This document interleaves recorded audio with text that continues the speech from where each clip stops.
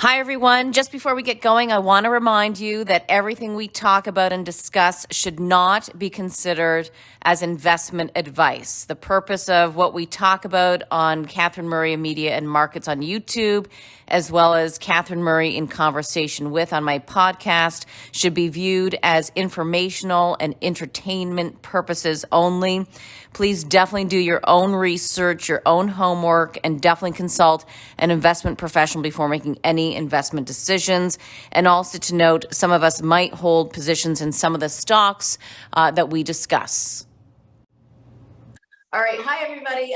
Welcome to the Top 5 at 5. I'm Catherine Murray, of course, I think as you know, and always happy to be able to bring you, I think, some of the top minds in the investment world, the financial markets, which obviously have been incredibly volatile since the beginning of the year and continue to be really volatile. And, one day we're up, the next day we're down 300 points in the Dow, and then finish mildly lower. So today I have for you Hugh Johnson. He is the chair, chief investment officer, and founder of Hugh Johnson Economics, and has been in the business for a very long time. Hugh, thanks so much for joining us to give us some perspective from a macro perspective. Thank you. Yeah, you're welcome. Nice to be with you, Catherine. Thank you. And Hugh, there's we're going to have more of a macro conversation versus a stock specific conversation today, because there really are so many currents. There's a lot of headwinds. We've been used to tailwinds for over a decade. We've got people like a Jamie Dimon making comments, Janet Yellen making comments. That's probably adding a lot to the market narrative, isn't it? Oh, it certainly is. I mean, Jamie Dimon getting on, he's very respected and widely followed. And, getting on and saying that we're headed towards a hurricane, that sort of rattled the markets, rattled investors, and led to a decline. After last week, we got that 6.6% increase or improvement in stock prices. And this week, we've given some of it back. And a lot of it is attributed to some of the comments that he made. That scared a lot of investors.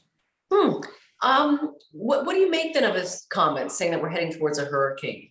Well, I think, first of all, the word hurricane will certainly scare anybody. I mean, it's a little bit of a dramatic expression or comment on the current financial market economic environment. And I think it kind of overstates it by a lot. He's really effectively only saying that he thinks that the Federal Reserve is going to be too hawkish, that they're going to raise interest rates too high, and somewhat consistent with financial and economic history, that's going to lead to an economic recession. Larry Summers, who is former Secretary of the Treasury, also said effectively the same thing when he said that it's rare that we raise interest rates this much and we don't have a recession. So they're very concerned about that, and they're also concerned about the war in Ukraine and the upward pressure on energy prices, which we've seen, the upward pressure on commodity prices generally that we've seen, and that'll lead to higher inflation. So combination of higher inflation, put it all together, they're saying there's a recession on the horizon. And what do you think? I think it's a really tough case to make a case right now for a recession. And I put at the top of that list a number of things. First of all, the index of leading economic indicators that, Catherine, try to give us an idea where the economy is headed, not where it's been. They've been up for 21 of the last 24 months. It's hard to make the case for a recession when we see that kind of performance in leading economic indicators. And one of those indicators is the yield curve. And historically, that's had a really good record of forecasting a recession. You can quantify the possibility or probability of a recession in 12 months by looking at the yield curve. Federal Reserve Bank of New York does that for us every month. And that probability now has dropped from roughly 5% to 3%. That's a low number. And if you have a low number, a low probability of a recession, right now I'm going to go with it. But believe me, I don't have a whole lot of confidence. I'd say that's where I am right now. Things are slipping a little bit, but nevertheless, I think that's probably going to be the outcome. In other words, this is going to be a correction, and a severe correction. We've already seen the 20%. I think that might be it. And we're not going to see a bear market, which would be longer and more severe, which would be accompanied by a recession. So one of my concerns almost when we look at the market right now is, we've pulled back, 10 or 20% or so. We've had an incredible run really for the past 12 years, almost 12 years. Yeah, about 12. Oh, yeah. And, but I so remember vividly working at Goldman Sachs in the year 2000. And, we were doing 12 IPOs a week. Tech stocks were on fire. And then we had the tech wreck or the tech crash.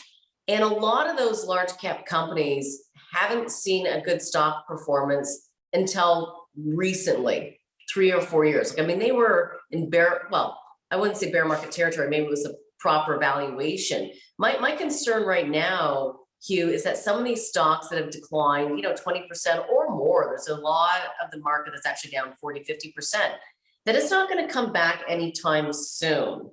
Do you share that concern? Like if someone owns a stock and it's down 50%, like just sit with it? What do you do? No, I don't share that concern, and I don't share Oh, that concern. There's a big difference between the year 2000 that you're looking at and the current period of time. And one of the big differences is if you take a look at the level of interest rates then, and you take a look at the level of interest rates now. I know we're concerned about the Federal Reserve raising interest rates, and I know we're concerned about the fact that the yield on a 10-year Treasury has gone higher. But these yields, these levels of interest rates are nowhere near where they were in 2000. And so to some extent, when you have interest rates, you're the primary driver of price earnings ratios and valuation at a lower level, you can somehow live with or feel comfortable about valuation. Now, that's not across the board, Catherine. I understand when you see the kind of 18% over 19 years, or 9 years, that's a really big number. And I know that sort of common sense instincts tell you that maybe they're not going to come back. Maybe we're seeing all of that speculation dragged out of the market and that we're not going to see them come back. And I agree, the returns are going to be low, but I don't think they're going to be. This is going to be anything like what we saw in 2000. This is very different than the speculation that we saw in the year 2000. Very, very different. There's speculation. There's speculation that you have to be concerned about, especially if you look at things like Bitcoin. If you take a look at the meme stocks, there's no question there's speculation, but it's not as widespread as it was in the year 2000, and interest rates are clearly different. It's interesting that you say that the speculation is so different. Was it hotter than I remember? It probably was. Oh, in the year 2000? Yeah. It was really hot. And, I don't know if you remember that, but there was a lot of companies that, frankly, and it does to some extent exist today. They should not have existed in the year 2000, and they got to trading at multiples. And this was a lot of stocks, some that should have existed. Cisco, I remember Cisco going very, very high, but that's a company that was a good company, a successful company, and it survived and it came down, but then it performed reasonably well when we got to a reasonable valuation. But there were a lot of companies then that should not have existed and don't exist today. You don't have as many of those today. You have some of them. I mentioned the mem stock craze. And I mentioned, and I say this carefully, the cryptocurrency craze, I guess you'd call it a craze. And that's a level of speculation, which I think is in some ways similar, or there's some similarities. And you've got to be very careful there. There is speculation, but I don't think it's as widespread as it was, Catherine, in the year 2000. Okay, well, that gives me quite a bit of comfort. Let's talk a little bit as well about Janet Yellen, because that was another kind of headline risk that moved the markets.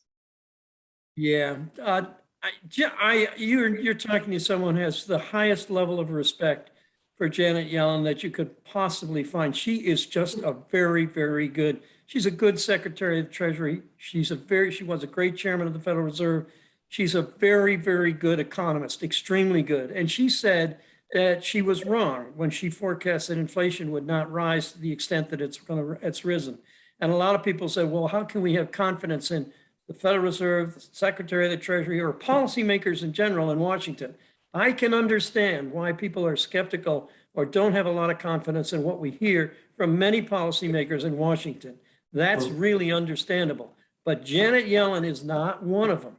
She's really good and she's really honest, and she says when she's wrong, she says that she's wrong. To me, that just increases my confidence in Janet Yellen. I'm going to hear straight stuff from Janet Yellen, and I'll be hearing straight stuff from somebody who really knows what they're doing.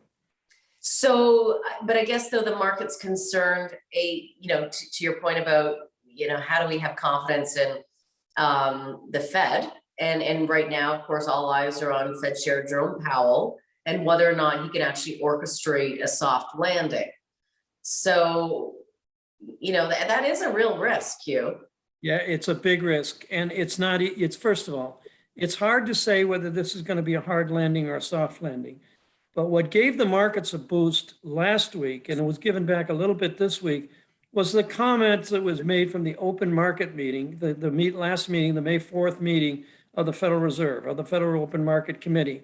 And in that meeting, they said they're going to certainly raise interest rates 50 basis points at the June and the July meeting. And then there's a possibility when we get to September that they may, based on all of the numbers that they see, it's data dependent, that they're going to possibly pause. That's what gave the market a lift, which means they're a little bit open-minded, or they're willing to respond. Here's important. This is very important, Catherine.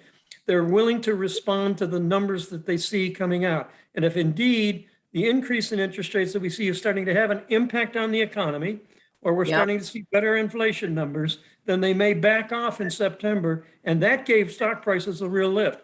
Lower short-term interest rates, less aggressive, a less hawkish Federal Reserve is going to be good for stock prices, but it's going to be data dependent. We'll have to look at the numbers as they come out in August and September. That's going to be very important. At least they're open-minded, and that was about the first time we heard that. Yeah, and I think that it's interesting because obviously the market took it as this was a bit of a change in tone. And I've actually been saying, for at least 4 weeks, Hugh, longer. I actually did hosted an event with David Rosenberg, probably now about 2 months ago, famous economist.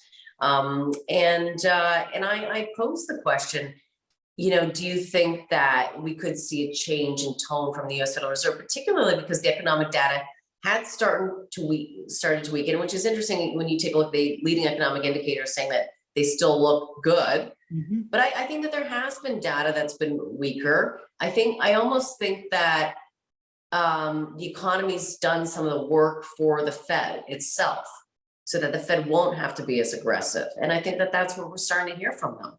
Yes, you are. And that's really perceptive. And you take a look at housing, for example, and you've seen the very sharp decline in housing activity, particularly in new home sales. That's a pretty clear indication of problem. Take a look at the personal income, personal spending numbers that we had for the month of April. And you take a look at a lot of the personal consumption, which was pretty good numbers, was financed by savings. And the savings rate is down to 4.4%. It's being used. And we also know that in the months ahead, that the amount of help that individuals are going to get from the federal government is going to be a lot less. The federal government is spending a lot less, about 19% less money in fiscal year 2022 than they did in 2021. So the government is not going to come to the rescue or be of much help. Depending on saving is not a good deal. So the point is, you're right.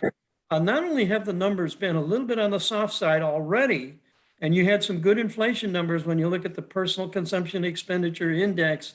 If you take a look at that, you had some pretty good inflation numbers, and we're going to get a little bit better inflation numbers when we see the consumer price index for April. So you're right, Catherine. These numbers are kind of helping the Fed do its job. And the more numbers we see during the month of June, July and August and early September, I think it's going to add to the case that you've raised. And it's really good news to hear that to some extent they're going to be open-minded about it. And that's the key.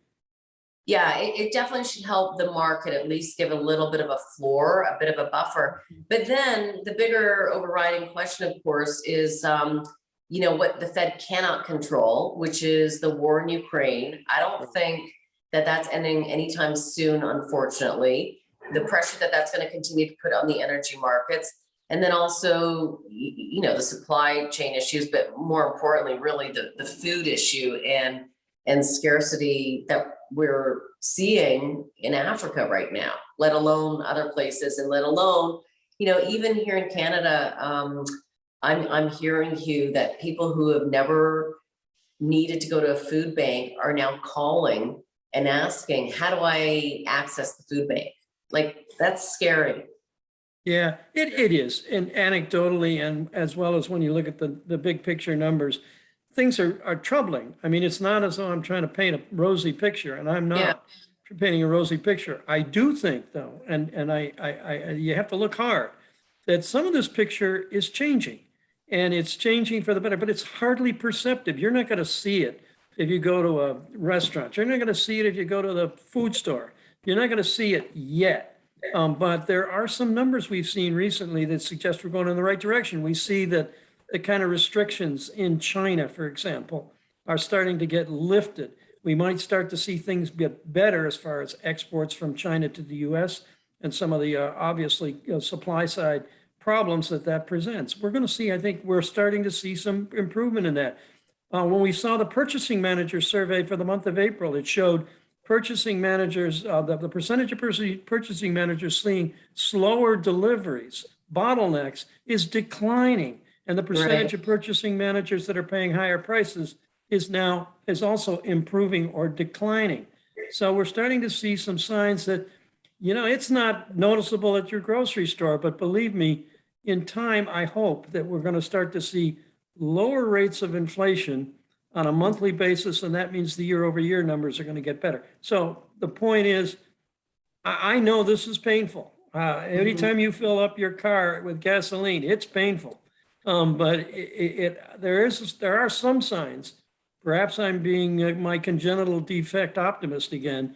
But nevertheless, there's some signs I think that suggest things might be headed in the right direction, and just cross your fingers and hope. Yeah, on the inflation front. The one interesting aspect though that you bring up, and I hear sometimes, which is, year over year, the number's going to look better. Mm-hmm. But the absolute level, Hugh, is still going to be elevated versus what people have been experiencing for the past 12 years. Yeah, it is. Prices that you pay, whether I think the pump, it might come down because we're going to see some things from out of Saudi Arabia. But nevertheless, when you take a look at food prices and other prices, and particularly with the war in Ukraine and the extent to which the Ukraine, as well as Russia with fertilizer, are really controlling commodity prices. It's hard to make that case. There's no question. And your concerns, Catherine, as always, your concerns are well-founded and really good common sense. And I wish I could say all is going to be well by September and the Fed will pause. I can't say that yet. It's too early to say that, but we're going to watch the numbers. So do you think then that the markets are just going to, I don't know, continue? They're almost directionless. I mean, I say that, but the market's have been down, so that's not directionless, it's down. But on the day-to-day, it's, I don't know, Hugh, how would you term this? Because a lot of people would say that the way the markets have been moving are indicative of a bear market, right? These are bear market rallies. What is it to you? There's a difference between a correction and a bear market, and I'd call it a correction. But nevertheless, a decline in stock prices is a decline in stock prices. A rose by any other name is still a rose.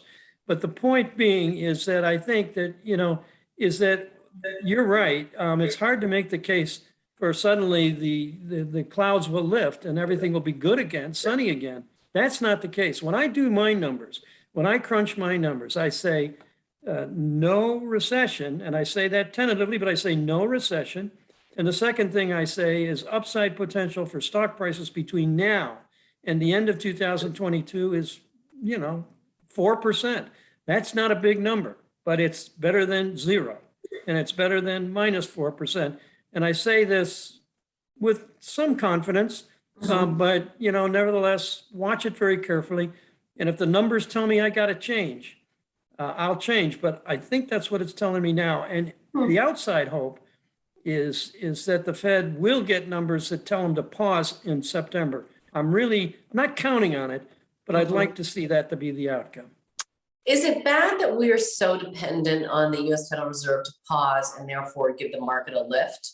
I mean, that's what we've become accustomed to. Or do we need to dig deeper and say they're pausing because the economy doesn't need them to tighten, and therefore we've got a good economy, therefore earnings will grow, and therefore the valuations are warranted? Yeah, if they pause, you hope that they pause because the evidence becomes clear that the economy is just not doing that well. It is slowing, and it's going to slow, and they're going to get that evidence. I'm pretty confident of that. And if it's also the case, they're going to get inflation, leading indicators of inflation. We've seen a few lately that show that inflation is going to come down. The consensus now, Catherine, let's keep it in mind, is that the rate of inflation is going to come down towards 2%, maybe 2.5% in 2023. I have it at 3.5%, and I'm happy. But but the consensus is 2.5%. If we start to see signs that that's in the cards, then the Fed will pause. And this doesn't mean that it's a happy days again for longer term interest rates, that they're going to come down to where they were last week. It means that interest rates are probably going to be around the 3% level. And I think we can live with that. And there's a chance, Larry Summers aside, there's a chance that we could indeed have a soft landing, or the Fed could pull this off. There is a definite chance. And I just want everybody to understand that, Catherine, in my view anyway, it's one person's view, that there's a chance that this could be pulled off. And so between now then and year end, keeping in mind, of course, that the markets look forward 6 months. So by fall of 2022, everyone's going to be looking at 2023. But what do you think is the best way then to be positioned? And what do you want to own right now? Yeah, great question. And here's my guess there. It's not a guess. I think if you want to know if we're right, and it looks like we're headed towards a pause, or at least it looks like the Fed's not going to get more aggressive, like 50 basis points in September, if it looks like that monetary policy is not going to kill it off, like we're all a little bit worried about, then last week we got a hint at what you should be thinking about. And what you saw last week is not only the stock market go up, but you saw growth stocks start to outperform value stocks. And in the sector performance, interestingly enough, consumer discretionary, technology, industrials, or economically sensitive so-called bull market stock sectors performed at the top of the list. So if you want to know what's going to happen, there was your sort of sneak preview last week. And I think that's what you should think of. But the one thing that's important is, you notice I said, I'm not going to reduce my exposure to the equity markets. Longer term, of course, the case is very strong for equities. But I think in this cycle, this stock market economic interest rates cycle, I think that we still have further to go in this cycle. And I'm saying that with lots of confidence and my fingers crossed. Further to go into the upside. Yes, further to go in the up cycle. The economy is going to continue to expand. Stock market's going to go a little bit higher. It's not going to be great guns, but a little bit higher. I get very worried, Catherine, when I look at 2024. My numbers say, look out, 24 could be a difficult year. But for now, I think we're okay. Okay, we're going to wrap it in a second, but I have to ask, why? What happens in 2024? Basically, 2024, my yield curve numbers get very bad. Short-term interest rates going up. Yield curve is going to start to, I don't want to say invert, but pretty close to invert. The probability of a recession gets very high. Essentially, rates are going to be at a level that are going to kill off the growth rate of profits. Profits growth is going to come down. It's going to come down from that 47% we saw in 2021 to less than 10%. I would put it at maybe 10 or 6%, 6 or 7% in 2024. So numbers just aren't going to add up to give us enough room for a lift. And I think that's going to be a problem for the stock market. And that creates a problem for consumer confidence, consumer spending, and the economy. But why do you think that rates are going to be higher on the short end? Mainly because during this whole time, the Federal Reserve is going to be raising short-term interest rates. And so they're going to keep going, in other words. Yeah, they're a little bit, not a lot, but enough. And longer-term rates will come down a little bit. It's really a balancing act, and you'll see the yield curve tighten up and the probability of a recession increase substantially. So, okay, it's not easy to understand that, but that's the source of my concern. I'm really concerned about that yield curve. I'm concerned about the leading indicators, but I'm concerned about the yield curve. Okay, but for now, stay invested. Yeah. That's what I'm saying. Hold tight. Keep your fingers crossed. Watch carefully the numbers. Hopefully it says the Fed's going to be a little bit less hawkish, or they'll maybe even think about the pause in September. And if that's the outcome, I think we're going to be just fine through 2022 and early part of 2023. It's in the second half of 23 when we're looking at 24 that maybe we'll start to see things get a little bit dicey. Okay. All right, Hugh, we're going to leave it there. Great to get your perspectives. Thank you so much. Yeah, my pleasure. Always great to be with you, Catherine.